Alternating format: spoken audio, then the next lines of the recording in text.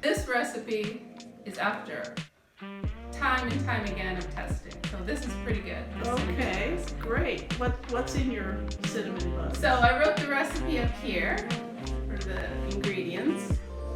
I have the dry ingredients, 3 cups of flour, 1/4 of a teaspoon of salt, 1/3 of a cup of sugar, 1/4 of a teaspoon of ground cardamom and nutmeg, and then 1½ teaspoons of dry active yeast.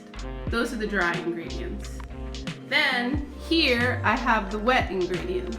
5 teaspoons melted butter, and then 1 cup, half of it milk, half sour cream, 1 egg, a splash of vinegar.